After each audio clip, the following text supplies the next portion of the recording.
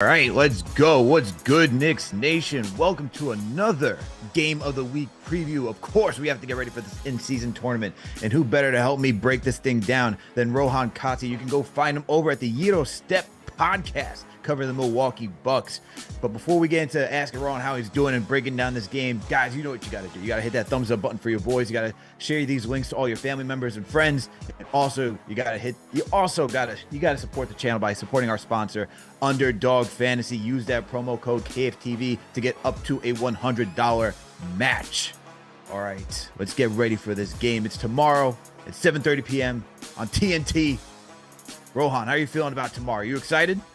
I'm excited. It's the first ever. I mean, we'll have some games today on Monday, but it'll be the first ever game in franchise history for the Knicks and Bucks in the knockout stage of the in-season tournament.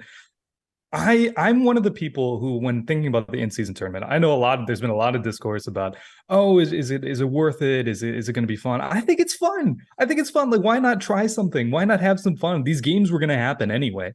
They're part of the regular season. They were going to happen anyway. Why not try to make it more exciting? Why not try to add some more like value to it? Try to add some more competition to it, because these guys, like the players, they clearly care. They're stepping up to the competition. They want to get that money. They want to go to Vegas. They want to help out like the two-way contracts, the coaching staff, get that extra $500K. And look, $500K is a lot of money. Like, if someone offered me $500K, I'd do anything I can to go get that money. So I think it's fun. I'm very, very excited for this knockout stage. Rohan, you took the words right out of my mouth. I was excited about this when we found out this offseason that we're getting an in-season tournament, and for all the reasons that you said, right? And I know the whole question of like, are the players going to be hyped about this? Are they going to be competitive when it comes to these games?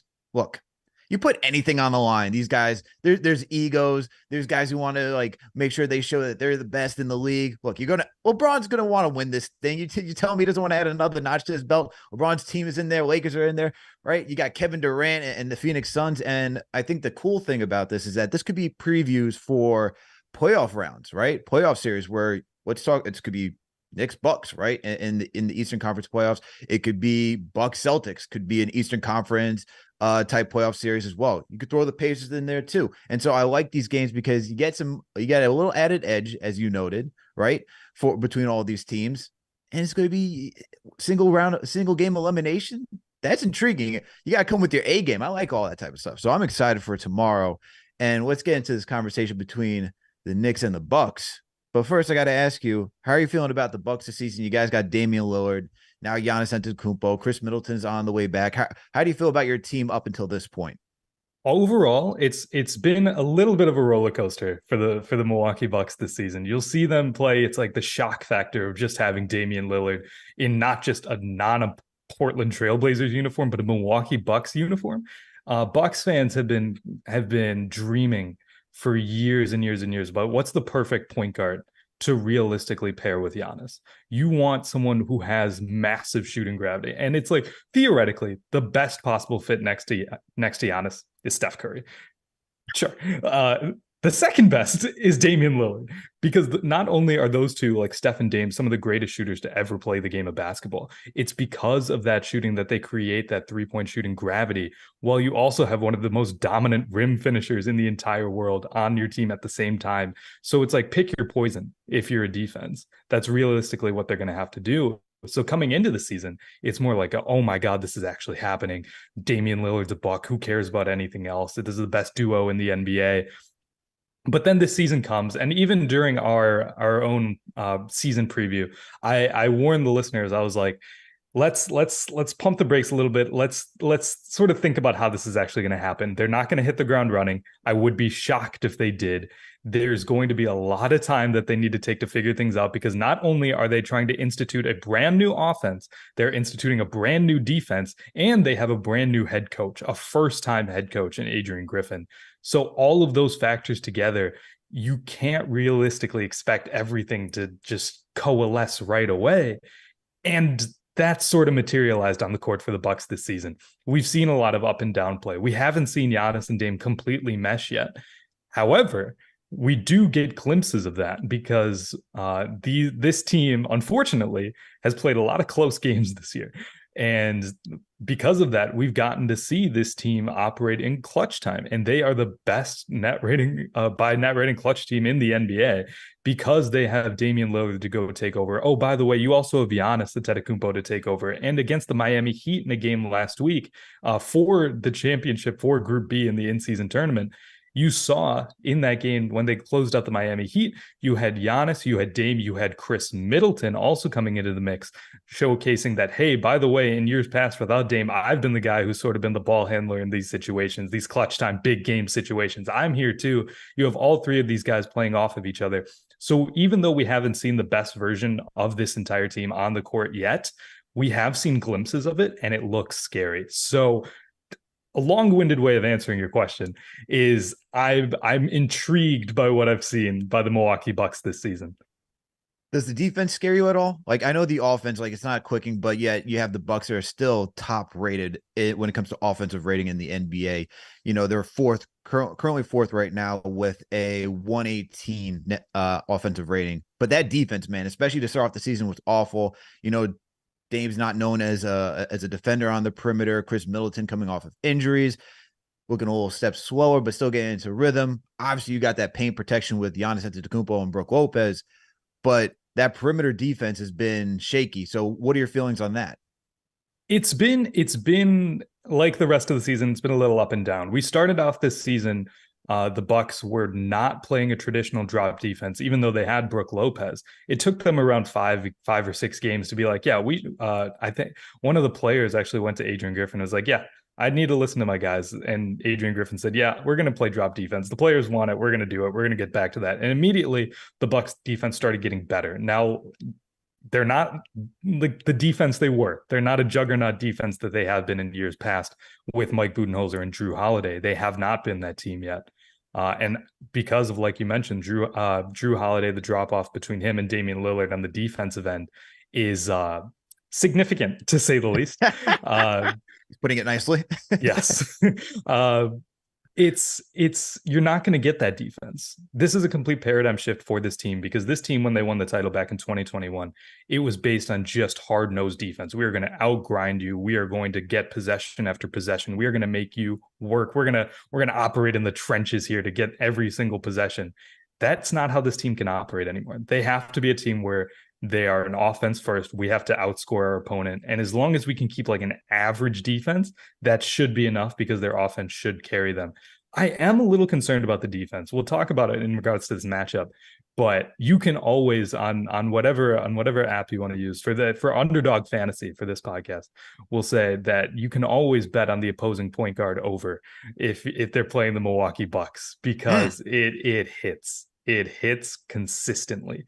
You have Kyle Lowry, and when he's 50 years old, his one knee, he'll still hit the over against the Milwaukee Bucks. It's going to happen, because they just, like, a backcourt of Damian Lillard and Malik Beasley just does not get it done on the defensive end. I've been someone who's been clamoring for Bossman 99 himself, Jay Crowder, to be in the starting lineup over Malik Beasley. Unfortunately, the Bucks are dealing with a lot of injuries. Pat Connaughton's out. Jay Crowder is out. One of their rookies who's made into the rotation, Andre Jackson Jr., he's been dealing with a back injury. So a lot of your wing rotation has sort of been like, okay, Malik Beasley, please. Like, you have your opportunity. You're still a starter. Make the best of it, because we need you to. There's no other option. So the defense is a little concerning, but as this team starts to get healthier, I could see them getting a little better if you add someone like Jay Crowder into the starting lineup over a Malik Beasley. But yeah, the backcourt defense does concern me. Salute to Knicks Nation. Thank you all for tuning in for another Game of the Week preview. We are previewing the New York Knicks facing the Milwaukee Bucks. Joining me today is Rohan Kati. You can find him over at the Yero Step podcast covering the Milwaukee Bucks. Does an excellent job over there. Make sure to hit that thumbs up button for your boys. Make sure to support our sponsor, Underdog Fantasy. Use that promo code KFTV to get a $100 up to a $100 match. So Rohan, you mentioned Jay Crowder being out, all this injury issue. What's it been like for Adrian Griffin to manage all of this right now? And what have you thought about him as a head coach? It's been up and down. It's been up and down. I don't know how much of a discourse this sort of other outside communities sort of realized or saw this, but there was a huge thing about Adrian Griffin Should he be fired 7 games or 10 games into the season? Wow. Yeah, that was it was a big thing. Uh, most logical people said no because it's been 10 games. Uh, 7 games in. That's intense. I thought Knicks fans yeah, were I savage. think it was Woo. like 10 games, I think, not 7, but it was still crazy. But it's been up and like that's indicative of what the Adrian Griffin experience has been like because they don't really have an identity yet. They're still trying to figure themselves out. And obviously, a lot of that blame from an outside perspective goes to the head coach. Like, if you're just a fan, like, it's like, oh, why isn't Adrian Griffin doing this? He was brought in, Bud was fired, and now we have Adrian Griffin. He was supposed to be an upgrade. Why isn't this working? And in some regards, that's fair. Like, that's the role that he was supposed to be in. He's supposed to be the upgrade over Mike Budenholzer. However, this is a completely different roster. They made the Damian Lillard trade a franchise altering trade about a month before the season started. You don't have time to realistically get a game plan together because, like I mentioned earlier, you have to shift everything, your offensive philosophies, your defensive philosophies. Everything has to change when you acquire Damian Lillard. So they're still figuring it out. One thing I will say about Adrian Griffin is that he will always listen to his players. I mentioned earlier about how they went back to a drop defense because they had players speak up and say, hey, we need to get back to this. This is more comfortable. He listened to them. And even in terms of like shot selection and IQ, he's not going to be on his players about that, but he will hold them accountable. You've seen instances, there have been instances where Giannis gets pulled out of a game and Adrian Griffin and him sort of get into it a little bit, like Giannis saying, hey, I don't want to come out of the game. Those two will have a conversation. He'll be like, no, you need a breather right now. Okay, we'll have this conversation. You made your point. I made my point. Go get back in the game. I'll listen to you at the end of the day, but there has to be that communication. So that's been very, very, very good to see, considering there has been some reporting coming out after Bud was fired that, yeah, maybe these players and coaching staffs didn't really get along too well. There wasn't a direct line of communication. So it's really, really nice to see that there is a direct line of communication between the players and the coaches, and they do seem to be getting along well. Now, in terms of actual X's and O's, we have yet to see how Adrian Griffin is going to be the master tactician that he was brought in to be. Like, he was a pioneer of the Giannis wall defense that Toronto implemented. He was responsible. Jimmy Butler gave him credit as a player development coach in his most improved player speech. Like, these are the type of things we want to see from Adrian Griffin. And again, I think it's just a little too early in the season to really see. Because this team, like I mentioned, they're still trying to find an identity. They're trying to shift from a defensive to an offensive minded approach. And that takes time. You can't really say that 20 games into the season. For sure. And look, you got to give head coaches some time, especially this is a promotion. This is a massive promotion. You're going from, not only do you have to worry about the X's and O's, but you're managing player, right? Emotions and egos. You're managing your coaching staff as well. There's a lot more that goes into that as a head coach. So 7 games in, wild, but seems like everything's working out, especially with the direct line of communication that you're talking about. But I do have to ask this one question. What happened to the Terry Stotts situation with Adrian Griffin? Because that was interesting. It seemed like Adrian was just a little upset that Terry Stotts was crossing the boundary of like head coach and assistant coach. Can you go into a little bit more information about that? Yeah, I think Eric Name of The Athletic actually had a great story about detailing what happened with that situation. So if I could paraphrase him a little, I think it was more of a situation where Terry Stotts wasn't really ready to be an assistant coach. He had been in the head coaching chair for so long. There was an incident at practice where Adrian Griffin wanted to gather all the assistant coaches after a practice sort of set or something and say, hey, we're going to have a little coaches meeting. Terry Stotts went off. It's like, no, I'm going to go talk to Giannis and Dame about the offense. Give me a minute. Adrian Griffin's like, no, we're having this coaching discussion here. Come over here. Terry Stotts is like, no, give me a minute. And then it ended up with like Adrian Griffin like yelling across the gym, like, hey, no, we're doing this now. And it's like sort of like, I think it was Terry Stotts not ready to be in the position where he's the underling to a head coach. He's used to being the guy in the chair making the big time calls, making the decisions, being the Adrian Griffin in that situation. So I don't think it's necessarily a bad thing. I think it's like Terry Stotts not necessarily being ready to be in that role because he hasn't been in that role in decades. So I don't think it's that big of a deal. Would it have helped? Absolutely, to have Terry Stotts in here implementing an offense when he was the head coach of Damian Lillard for a long time. That would have helped a tremendous amount. Is it going to be the end of the world if he's not there? Doesn't really seem like it. It would have been nice to have, but Oh, well. Okay. So with the coaching staff situated, Terry Stotts out of the way and believing that he's not ready to get into that role, that makes sense. Look, you've been a top guy leading the Portland Trailblazers. You took him to the playoffs. Makes sense. It's also an ego check for him, right? And like understanding, hey, this is not my role, even though it would have been great to have somebody with that type of experience to kind of usher in Adrian Griffin.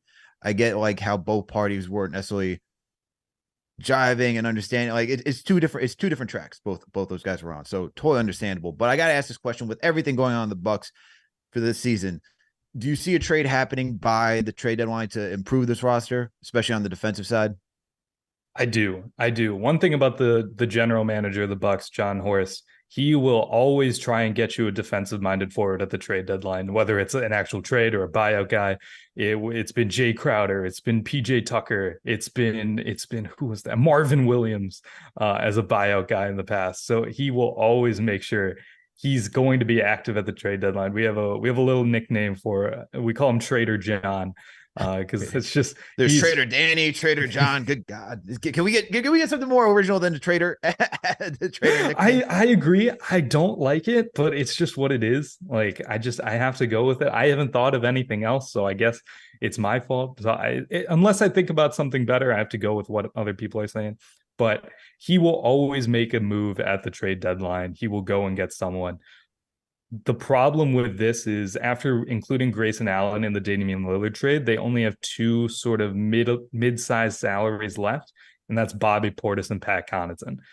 Um, and whether fortunately or unfortunately, if you're who's depending on whose perspective you're on, Bobby Portis, though he started off strong this season, in the last 6 games, he's been under double-digit scoring 4 times out of the last 6 games after only doing that 1 time in the first 14 games. So it's been a little bit of a cold streak for Bobby. And we saw last season in the playoffs against Miami, he didn't really fare too well against the Celtics the previous year. He also didn't fare too well. It's put up or shut up time for Bobby Portis. Like if he wants to remain on this team, he's going to need to really, really put in a shift. And he has been. Like early in the season, he's shown that he can be an important piece to this team. Like going back to the title run, like he was a very, very important depth piece for them. So he's been, I think he finished like second or third in sixth man of the year voting last year. This is a guy who can be very, very productive, as Knicks fans know. So it'll be interesting to see because he's probably the most likely salary to go if there was a trade. Well, let's remember second place last year for 6 man of the year was Emmanuel Quickly, so he had to be lower than that. Okay, we for Bobby Portis. Bobby Portis, we'll never forget the crazy eyed Bobby Portis revenge game against the Chicago Bulls. He did his thing. He's doing his thing out in Milwaukee. Salute to him. But salute to Knicks Nation for everyone tuning in for this Game of the Week preview. We got Rohan Kati. You can find him over at the Euro Step podcast covering the Milwaukee Bucks. Make sure to hit that thumbs up button for your boys. Make sure to share these links. Make sure to subscribe to the channel if you haven't done so already, and make sure to support our sponsor, Underdog Fantasy. So let's go to let's talk about Underdog Fantasy because Rohan especially gave us a little gem for tomorrow. Everyone out there, support our sponsor, okay? Because it is fun. If you want to add a new element to this game when you watch the Knicks and the Bucks tomorrow, or even when you watch the Knicks or any other team throughout this regular NBA season, even get into the playoffs, download Underdog Fantasy. They make the game that much more fun because you can choose all these different it's a good fantasy sports betting app. You can choose all these different players to choose from with different statistics and categories. Look, Rohan just gave us the gem for tomorrow saying choose the point guard who's going to and choose the higher for the number. So for tomorrow, you got 24.5 for Jalen Brunson. Rohan's telling you to take the higher on that. And look, we saw Jalen Brunson put up 45 against the Milwaukee Bucks earlier this season. I'm in agreement. So you can go download the app right now.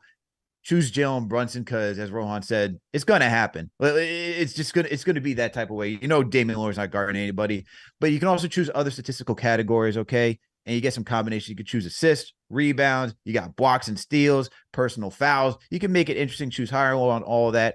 And to make it even better, make sure to use the promo code KFTV to get up to a $100 match. Once again, that's KFTV. Use that promo code to get up to a $100 match.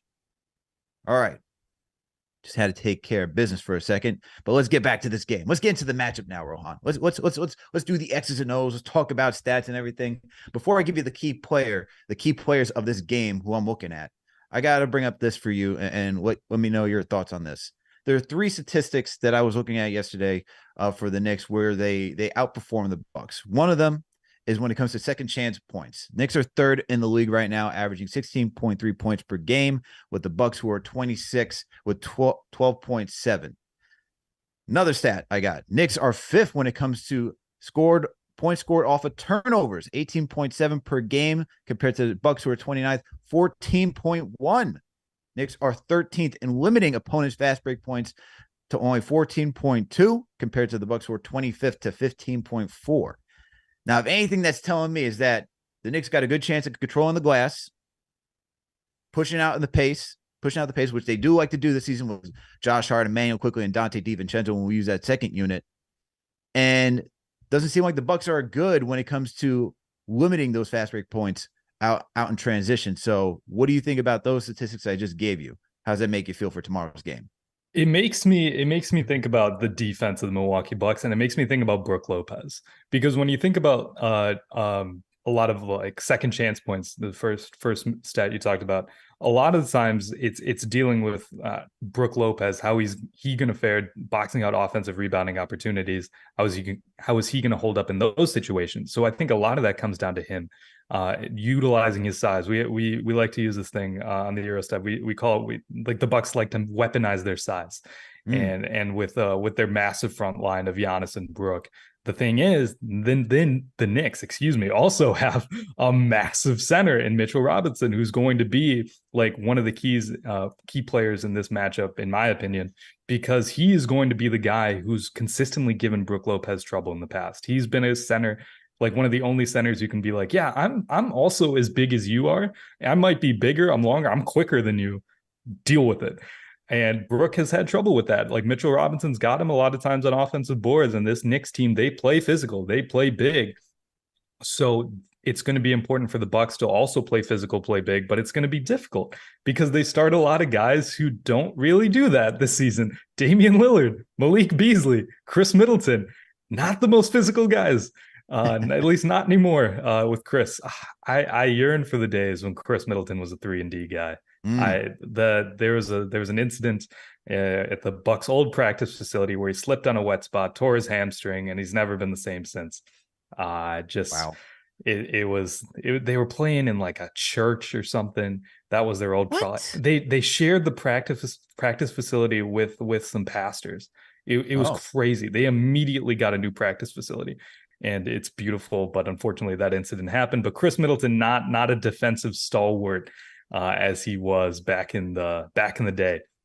So it's going to be a lot of Bucks trying to be physical, and that comes down to Giannis and Brook. Like Giannis and Brook are going to need to carry the load on that end because, like I mentioned earlier, guys like Jay Crowder, Pat Connaughton are out. So you're going to need to try to limit these second chance scoring opportunities. And that also comes into play with getting out in transition, trying to limit fast break points. What is Dame and Malik Beasley? What are they doing in transition on defense? Nothing. What are they going to do? Try and like their goal is to not foul, not give up and ones. Like I think the Knicks are going to feast. So it's going to be important for the Bucks to not really have long rebounding opportunities, not have Giannis just chuck up these weird airball threes that lead to transition because those bother me so much, and just try to limit these offensive rebounding opportunities because that leads into second chance points. And when you're on offense, when the Bucks are on offense, try to sort of get back on defense. If you have Giannis sort of trailing back, if you have him on the wing, try to have him run back and transition quickly because he's a game wrecker on the defensive end when he's actually like engaged and running back on defense. But if it's just Dame and Malik Beasley trying to get back, no, they got no shot. So I think those aspects of the game really, really play into the Knicks' favor. And those are the aspects of the game that I had to point out because one, the Knicks have typically been a bad transition fast break team in the past. And according to like cleaning the glass last year, like the Knicks were still in like the bottom five until the Josh Hart trade. Then Josh Hart comes around, and then Knicks start to skyrocket because we know what Josh Hart likes to do: grab boards, push in transition. Then you add another guy this offseason, Dante DiVincenzo. You got Emmanuel quickly who likes to push the pace as well, and so that team. And then you have RJ who likes to get out in transition and who does a lot of his feasting with that second unit. So it's nice to see that, and that's one thing I didn't think the Knicks really utilized when they played the Bucks the first time this season, is that we had to do a lot of reliance on Jalen Brunson getting scoring in the half court offense. We didn't have RJ that game, so the second unit was missing a key component of what they do, because he's just like a battering ram when it comes to moving out transition, just in the half court. He just likes to get downhill, and then if you got to collapse on RJ, it opens up the 3-point shooting for everybody else on that team. So that component when it comes to transition sticks out to me. And then you talked about Mitchell Robinson, and I was actually impressed against the Bucks the first time, because in the past, you know, you talked about how he gives Brook Lopez a difficult time, but it's also Giannis too that gives Mitch a difficult time as well. And the fact that Giannis was driving and Mitch was still able to stand tall and take I guess Giannis's strong approach to just attacking the rim. That was impressive this season. So I liked how Mitch has improved this season. In my opinion, he's definitely a candidate for being on an all defensive team this year for the NBA. I think he's just playing at that level. The offensive rebounding is just on another level. He's leading the league. He's doing a phenomenal job. So that's why I had to bring up those components. Is there anything that you would think for the Bucks though that the Knicks should be on? Obviously, you got to worry about, as you mentioned earlier in the show, Giannis and Dame. Those guys are just two offensive engines by themselves. But is there anything that you would think that the Knicks should have to watch out for on the flip side? I think one thing I didn't mention earlier when it comes to Giannis and Dame is the big talking point heading into the season is, oh, what's the Giannis Dame pick and roll going to look like? Yes, I was going to ask you about that too. That's going to be, it's going to be a game record. It's going to be the best play in basketball. Theoretically, it will. Giannis just isn't a great screener. He struggled with that at times. He just doesn't make contact on his screens. He didn't do that for the first couple games of the season. Now he is. Now he's starting to actually set good screens, starting to make good contact. And you can see Damian Lillard's 3-point percentage starting to creep up because he's getting more open shots, because he's getting more space because of those screens that Giannis is setting. And not only Giannis, the Dame Brook pick and roll has been really, really effective. I don't have the exact numbers in front of me, but that's almost been more effective than the Giannis Dame pick and roll, because Brook Lopez is he's just a big dude, and he sets good screens. He gets caught a little bit on moving screens. It seems like there's been a little bit of a point Who of doesn't emphasis. have a moving screen in the NBA nowadays? Apparently Bam Adebayo, but that's a conversation for a different day. Yes. This is where Bucks fans and Knicks fans unite. Exactly. It never gets called. But it's going to be important to see that Giannis is setting better screens now, and he's starting to roll better, because Brook Lopez is a better roller, because that's what he does. He's not asked to do like 9,000 things with the basketball. So yeah, of course he's going to be a better roller than Giannis, who's going to be trying to see the entire court, make the right passes, ball also trying to score at the rim, try to see if Dame is open, try to feed Dame. All these. Brook Lopez, when he gets the ball, he shoots, even though he has been passing a little bit more. Another thing you can potentially go higher on is Brook Lopez assists. It's at like 0.5 most games. But Rohan's just dropping gems for all you. You all better download the Underdog Fantasy app and put these choices in. I'm trying. I'm helping the people out here. I'm trying my best. But it's really important to see that Giannis is setting better screens now. So it's going to be interesting to see how the Knicks sort of play that matchup. How do you see those matchups playing out? Do you think it's gonna be the same or different compared to the first game of the season? Well, now you just gave me the runway just to get into the key matchup of the game, Rohan. I appreciate this. And let me tell you about the key matchup of the game we got to talk about first. It is none other than the point guard positions himself, Jalen Brunson and Damian Lillard. This is where I'm going to as my key matchup of the game. Why? Because both these guys led each other's respective teams in scoring the last time they met up. You had Jalen Brunson, who dropped 45 points against the Milwaukee Bucks. And then you had Dame give a quiet 30, man. It was really quiet. It's the quietest 30 I've ever seen from Dame in my life. And he did a great job. Both players did a great job in that matchup. And that's in that first game. I'm looking at these two players because for similar reasons. They're both clutch players. Jalen Brunson, when it gets down to the fourth quarter, as you saw when he played the Bucks the first time, he'll keep you in it. He did it against the Miami Heat too, as a one-man band man, scoring 40 some odd points. Game 6 of the Eastern Conference semis. We know we know Dame time. We know Dollar Dame. We know he can pull up from the logo and drain a three when he needs to in order to put this game to seal the game or put into overtime. And these guys are going to be the head of the snake for both teams. They're going to be facilitating. They're going to be scoring. These are the guys in this matchup I'm looking forward to watching, because I think this is going to come down toe-to-toe offensively on both sides. We're going to probably have Quentin Grimes guarding Damian Lillard. We'll see how effective that is. And then I'm not sure who you're going to have on Brunson. I guess you could. I don't know if you want. I don't even know who is it going to be? Beasley? Who would be guarding? It'll probably be Malik Beasley. It was really funny. Barbecue chicken. Yeah. Yeah, it was really funny coming into the season. You had Adrian Griffin talk about Malik Beasley, and he was saying like, yeah, he's going to be the guy that's taken the hardest matchups on the defensive end. And I'm like, really? That's the game plan? Like, woof. I mean, when your other backcourt mate is Damian Lillard, I guess you have to. But I will tell you what, I laughed at that. I laughed at that comment. He's done better than I thought. He's done better than I thought. I still want Jay Crowder to replace him when he's healthy in the starting lineup. One, because of the defense, and two, I think Malik Beasley's offense will be more helpful coming off the bench, especially when you have Giannis and Dame in your starters, but that's a different conversation. I do think that Malik Beasley, is he going to be a massive positive on the defensive end? No. Is he going to be the worst defensive player? No, and that's a win. You take that. Maybe that's more indicative of the Bucks' current state right now, but I wouldn't be surprised. A name that's not really known outside Buck circles, Andre Jackson Jr. I mentioned him earlier. He is coming in as a rookie out of UConn and just playing defense. I'll tell you what. He needs to control a little bit of the fouls. I think if Jalen Brunson gets in, like he'll sort of bait him. He'll like put on some vet savvy for him, because it's like, yeah, let me show this youngster around, that sort of thing. But I do think that Andre Jackson Jr., he's big and he's also quick, and he just knows how to play like hard-nosed defense. He will press you full court. He will just be an irritant. He won't shoot the basketball inside the arc, which is a massive issue. He will have one foot in front of the other when shooting a three, which is a massive issue.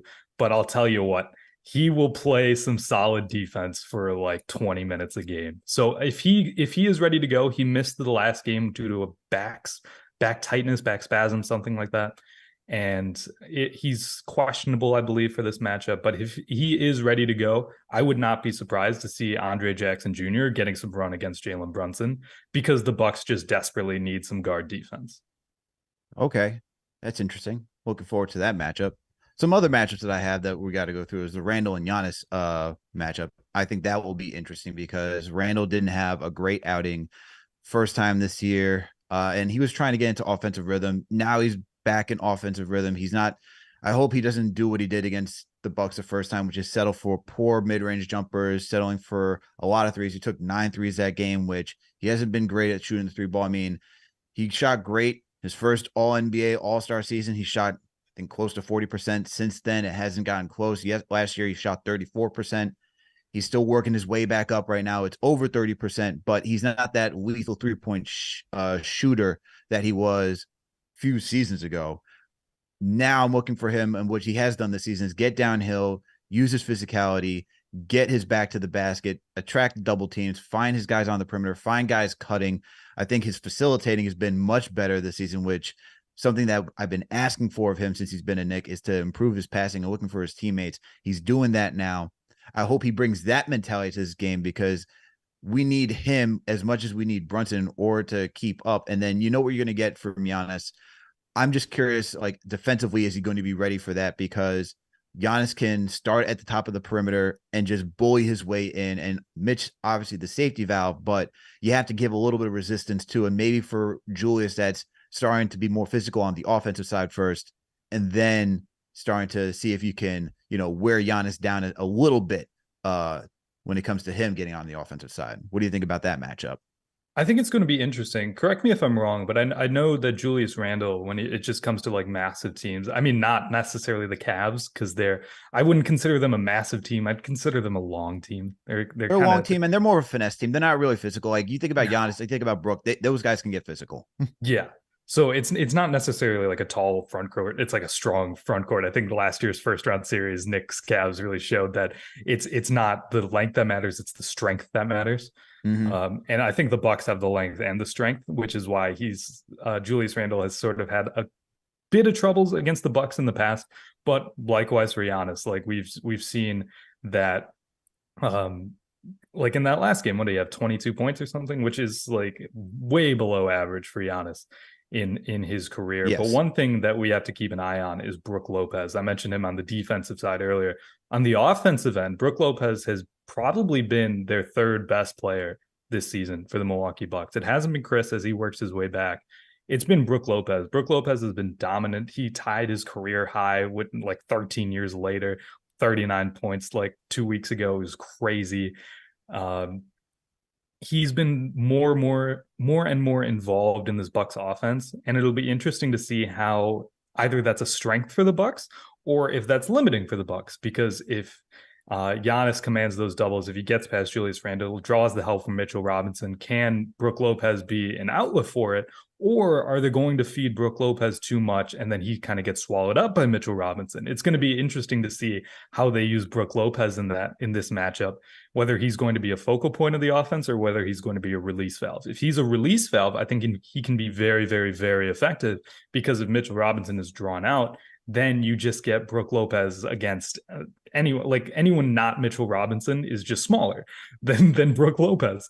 So it'll be interesting to see how that sort of happens, because like I said, if he ends up getting the ball a lot and Mitchell Robinson's on him, it's going to be difficult for him to finish, because like I mentioned, Mitchell Robinson gives him a lot of trouble. It's crazy. We talk a lot about this matchup, and the one player I always come back to is Mitchell Robinson, because he's such a big dude and he's quick, he's skilled, he's just a problem. Yeah, and look, we gotta give a little shout out to Isaiah Hartenstein too, because he's a good Oh backup yeah. center to what Mitch does. And for a guy who struggled last season to start off with to be in a Tom Thibodeau type system, Hartenstein has really lived up to the challenge and has been even better this season, better than last season, which is even impressive because he was good last season as a backup big, and now he's doing even a greater job. But you talk about bringing it back to Mitch Robinson, so I guess we can talk a little bit about this. The one thing I will say for Mitch is that, and I think you pointed out, if you can bring Mitch away from the paint, which is Brook Lopez shooting threes, right? If you do that, then it just opens up everything. And that's kind of my biggest fear, is that that's where Mitch, it's not that he has trouble, it's that's where the Knicks defense has trouble, because he is that anchor. He is that paint presence. And if you take Mitch away from that, and when you look at what Brook Lopez did last time against the Knicks, he shot 4 for 10 from downtown. So he shot 40%. And Brooks is going to take a lot of threes. That's the one thing about Brook. He's going to take a lot of threes. And I'm curious if they're going to allow, I think one thing you got to figure out is just, I don't know how it's going to work, but I would rather have Randall try to guard Brooks threes than take Mitch out of the paint, because you don't need that runway, especially for a guy like Dame Lillard who can get downhill as well. And then it just starts to become a more offensive game. And the Knicks offense, as much as it's been clicking, it's going to be tough to keep up with the offensive power of the Milwaukee Bucks. So that's where, for me, if it comes back to Mitchell Robinson, that's my biggest fear for this team. But moving along, we got to salute to Knicks Nation once again. Thank you all for tuning in for a Game of the Week preview. We got Rohan Kati once again of the Euro Step podcast to break down this Knicks and Bucks game. Make sure to support our sponsor, Underdog Fantasy, and make sure to hit that thumbs up button for your boys and share these links and videos. All right, getting to the last portion of this breakdown, of this preview. Let's get to the bench. And I need to talk about the bench, because I think this is where the Knicks' strength will come in, especially with all the injuries that you talk about. No Pat Connaughton. You got no Pat Connaughton. You got no Jay Crowder. And the Knicks bench in the first matchup, we didn't have RJ Barrett, even though he is a starter. Like I said, he runs with that second unit. And quickly had a good outing, but we didn't get anything really from Dante DiVincenzo. And then when you put Josh Hart into the starting rotation as well, it changes the entire dynamic of how that Knicks offense works for the starters and how that Knicks second unit works. So in this game, seems like everyone's healthy to as of right now, as we record this on Monday at 12:19 p.m. Eastern time. So for me, I'm looking at the bench unit because I think that's where the Knicks can find most success. And that's where they found success in their most recent matchup against the Toronto Raptors, where you have Dante DiVincenzo just going 7-9 from downtown, Josh Hart giving you 15 consecutive points. I'm not expecting that same type of production again, but I'm expecting this bench unit to really come in here and do some work. And I'm expecting a bounce back game for Quickly because he was a little quiet last week as well. What do you think about the bench matchup? I think it's interesting. I'll focus in on Dante because he's old friend of the Milwaukee Bucks, Dante Revenge DiVincenzo. game. Do we get a revenge game? Because we didn't get that last time. We did. He tried. He definitely tried. One thing that he's sort of correct me if I'm wrong. One thing he struggled with the Bucks, and I haven't kept up with it, was a lot of finishing at the rim has sort of been an issue for Dante. And he'll take shots outside the arc. And one thing this Bucks team can do with Damian Lillard and Malik Beasley, they may not be the strongest guys. They're quick. They'll run out.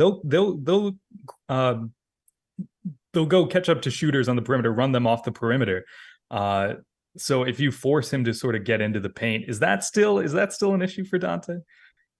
What? What's it for? What? Trying to finish what? In the paint? Yeah, he can't do that. I mean, that's why I'm like stuttering. Like you're really asking this question. Like he can't do that. Come on. Like he can drive and he could find and find guys on the perimeter, but Dante finishing around the rim. Okay, no. Which is why when he tried to dunk on Brook Lopez, I was like, "What are we doing here, bro? You're trying to dunk on Brook Lopez? What's happening today?" I just want to make sure, just in case he'd figured it out, but maybe not. But no. They will close out on shooters, this Bucks team. So if you can try to limit those guys, try to get them in the paint. Maybe Dante is the one guy you want doing that. But if you get like guys like Quickly, get guys like Josh Hart, those guys will play a lot smarter in the paint. Like Manuel Quickly is the one guy I've wanted on the Bucks for a long time. Oh, wow.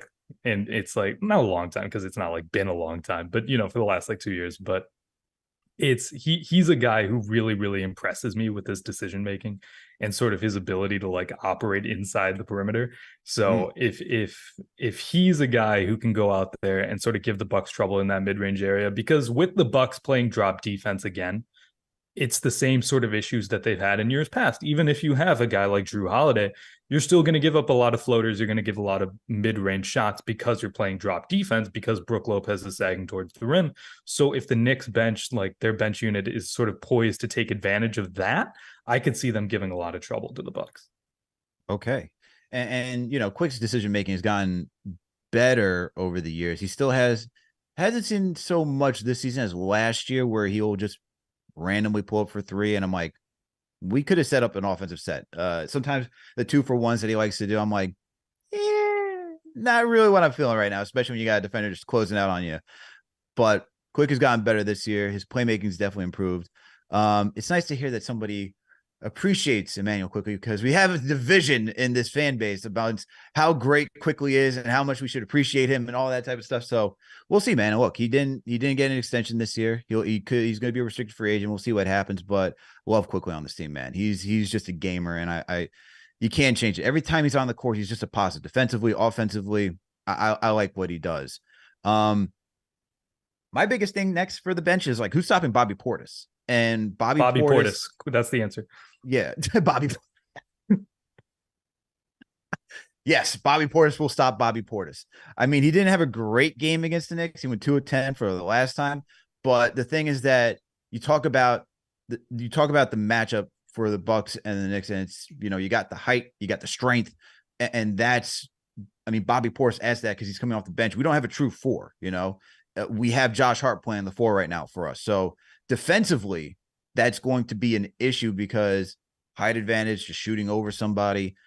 Strength wise, he can go back to the basket. For me, I'm thinking like we need to figure out a way to slow down Bobby Portis if he gets into his bag. I know he didn't last game, but that's the guy who I'm looking at for the Bucks bench, because you don't have Jay Crowder, but Bobby Portis can still do his thing.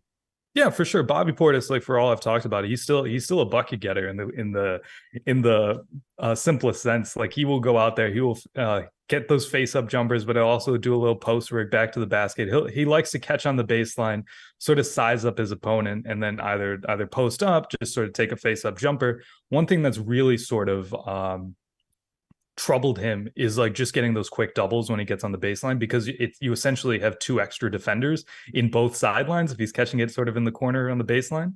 So he doesn't make the pass right away, which allows for a recovery from the guy who's doubling. And I could see like if a guy like Josh Hart's coming with a double, just from like the weak side, like, yeah, it's going to be an issue because he's going to need to make a decision. And Bobby Portis, his decision making hasn't been the cleanest when he's coming when it comes to passing out of doubles. So that's one thing where the Knicks could really take advantage. But you're right. The Bobby Portis matchup is going to be really, really important because he is just bigger than most guys on the bench, and that's his biggest strength. He's big, he's quick, he'll run fast in transition too. He's one of the guys who can actually like get back and sort of deter shots at the rim in transition. It's just a shame because he's not the most defensively gifted player. He tries his best. I'll give him that. He tries so hard out there. It's just tough sometimes. Thankfully, Adrian Griffin does not play him in a drop defense because that is a disaster. They sort of like to do like high hedges with Bobby because he can recover fairly quickly. So it's good to see that. But yeah, Bobby in terms of his offensive load is going to be fun. Yeah, we'll definitely see about that. And look, we experienced the Bobby Portis defense on the Knicks, especially because we had the joke everyone said that year we had 4 power forwards. We had too many power forwards between Randall, Bobby P, Marcus Morris, and I don't want to go down that list anymore. We're in a good place right now. I don't need to go through with that. But here's the X factor of my game, the X factor, and I think he could be a consistent X factor throughout the rest of the season. It's RJ Barrett for the Knicks, and I'm looking at him and how he's going to handle the Chris Middleton matchup, because I do think that's who he has to guard defensively, and I think that is who will be guarding him defensively. And so can RJ, who's been struggling a little bit since he came back from a migraine issue, he started off the season really well, and that's been a big issue for RJ in the past, which is he gets off to these slow starts, then he'll figure out in like December, like end of November, beginning of December, like get on these hot streaks, then get cold again. But he started off the season strong, and then just as soon as we needed him, he got a migraine, and now he's back to trying to figure his way after missing an entire week of basketball earlier in the season. But him against Middleton is another matchup for my X factor. That's the X factor matchup, because I feel like that's how the game can be had for either the Bucks or the Knicks, is that if RJ shows up with his A game, then it puts the Knicks obviously in a great situation offensively to defeat the Bucks. And then for Milwaukee, conversely, like if Middleton plays how Middleton can play at his level, and it looks like he's been getting into that type of rhythm, that's a problem. That's a big problem. Yeah, it's going to be really interesting because in one way this matchup is a little bit skewed because Chris Middleton is not he's just on the defensive end, it's not holding up super well. That's one benefit to playing a drop defense more, is you can sort of funnel guys into the paint where you have guys like Brook Lopez and then Giannis as a backline helper. It's interesting for that because like Chris Middleton on the defensive end, I think RJ Barrett's going to have every opportunity. I think he's going to have opportunities to really get to the rim, score, try to take guys off the dribble. If you're going to take a guy off the dribble on this Bucks team, it's Chris Middleton, or it might be Malik Beasley, honestly. But we shall see with that. But Chris Middleton, one thing that he can do, like you mentioned, he's sort of getting into his bag a little bit more offensively as he sort of builds up his minutes this season, coming off season surgery and just like a slew of injuries these last couple of years. He's sort of ramping back up. It almost feels like he's in a perpetual ramp up state, which is just really unfortunate. I feel so bad for Chris, but it's just he's starting to get his scoring back. He's starting to get his 3-point ball back, because he started off really poorly. He's not taking a ton of threes. At least he wasn't. Now he's starting to take more threes. In their last game against the Hawks, the Bucks, and Chris Middleton took a lot more threes. But again, that is the Atlanta Hawks. So take that as you will. But Chris Middleton, one thing he will do is if he has a smaller guy on him, and RJ Barrett is a little bit, I think he's a little bit smaller than Chris Middleton, because Chris Middleton, like, I think one of my biggest qualms with Chris is that, like, dude, play like you're 6'9" because you're 6'9. And it's like, yeah, he plays like he's 6'5. But if you can just like utilize your size, he will perpetually back someone up on the baseline, take a little fadeaway jumper. He looks like he's Kobe or Jordan doing it, but he constantly does it.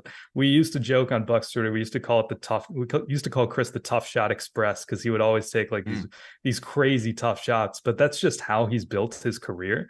And when you see him sort of posting up a guy on the baseline, back to the basket, sort of working, taking a little fadeaway, more often than not, it's actually money because that's his shot. That's what he's worked on. If you get a smaller guy on him, he will go to work. He's not going to necessarily like break you down off the dribble with some crazy handle package or anything. He's not going to go slice to the rim and just dunk on someone. That's not his game. He's going to methodically break you down. He's going to use slow finesse moves to really get you. And if you're smaller than him, which RJ Barrett is, it's going to be a little bit of a difficult assignment. Do I think RJ Barrett wins that matchup? I do, because he's quicker, he's younger, he's faster, more athletic. He can do more on the court currently right now than Chris Middleton, and can play better defense than Chris Middleton can right now.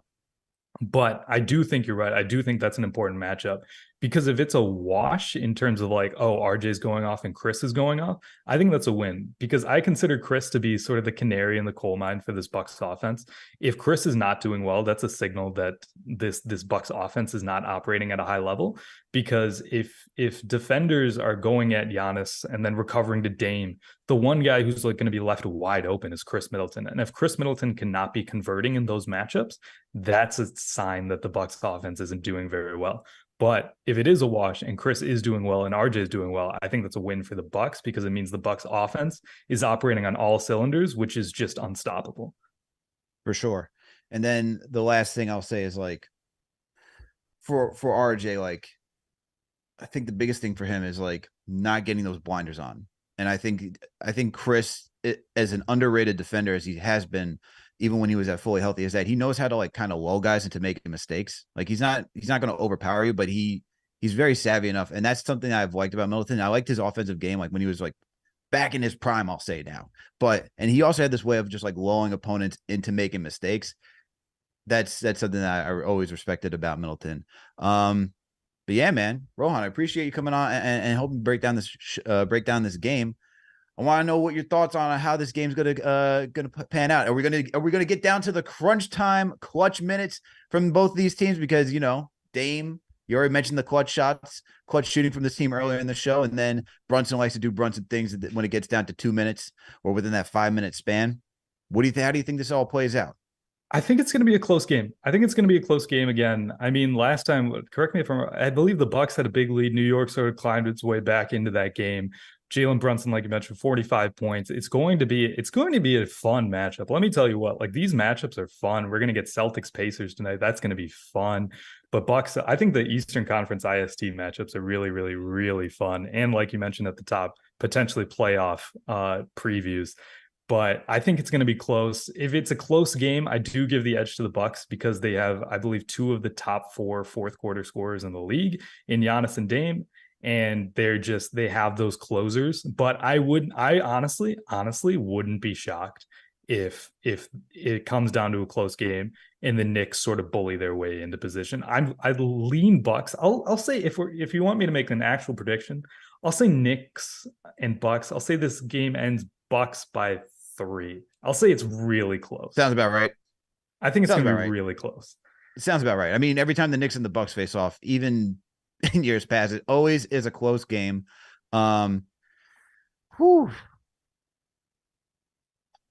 in agreement with you. I think it's going to come down to a 2-3 point game between these two teams. I'm going to take Knicks. I think the Knicks are going to come back with revenge. Obviously, you're going to take the Bucks. I'm going to take the Knicks. No shocker there. Although some guests decide to shock me, especially if it's a lowly team. Like if it's a lowly team, like someone who's covering the Pistons, like, and they can't even say it with a straight face. They're like, Knicks are going to probably win this one. There's guys in the past who are like, the Knicks are going to win this one. Even when we cover the Bulls, they're like, Knicks are going to win this one. It's like, thank you for giving respect to a good team finally. But this game, I'm looking for revenge on the Knicks side, man, because it was only Jalen Brunson out there. Yeah, we had good shooting from Grimes. that night as well. We had a good outing from quickly off the bench, but Knicks are healthy. I think they got to face the Bucks. We're facing each other 5 times this season. That's a lot. First of all, it is a lot. We got, and we have even talk like we could come back to this for the mini series that we have towards Christmas, because that's another thing that we got going on. So, but I'm expecting the Knicks to come back for revenge in this one. I'm expecting Randall to have a good game. I know Brunson's going to do what he does best. I think Randall shows up in this one in a big way, and he needs to, because he has the whole playoff lackluster performances, and I think in a high profile game, look, it's going to be nationally televised. Spotlights are going to be bright. You're on the road. I think Julius is going to step up for this one, and that's how I think it's going to have to be done in order for the Knicks to edge this one out. But it will come down to 3 points. It's going to come down to 3 points either way. If it's a 3-point line, it can go either way. It can go either way.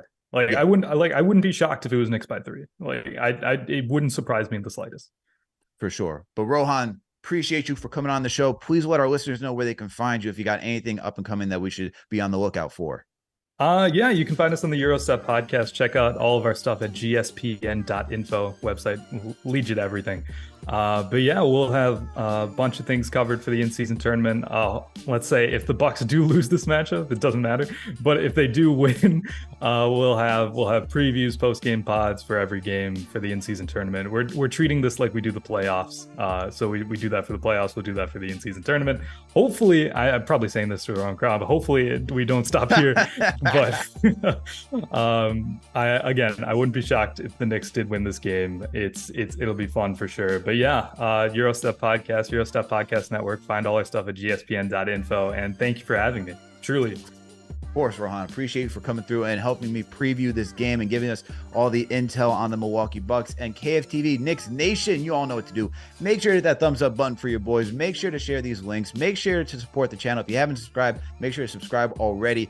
Also, if you can't catch us live, you know what you can do. You can download it. You can download the show on any audio listening platform, Apple, Spotify, whatever it may be. So you can go make sure to check it out there, so that way you get ready for all these games with all these previews. Also, make sure to check out knicksfantv.com. We're covering the game in written format as well. We got a bunch of talented writers over there as well. So make sure to support knicksfantv.com. Also, make sure to support our sponsors, Underdog Fantasy, okay? Make sure to use that promo code KFTV to get up to a $100 match. And look, salute to the franchise channel members for tuning in today. I see JJ's in here. I see, who else do we got in here? We got Lauren Smith in here. Shout out to you. We got JRose712. Shout out to you. Shout out to everyone tuning in today. Shout out to all of you. Shout out to everyone from Knicks Nation. Salute to all the mods. We appreciate all you. We'll catch you later for tomorrow for play-by-play and post-game action as always. And make sure to tune into the NBA report today at 3 p.m. All right, Knicks Nation. We'll catch you later. We out.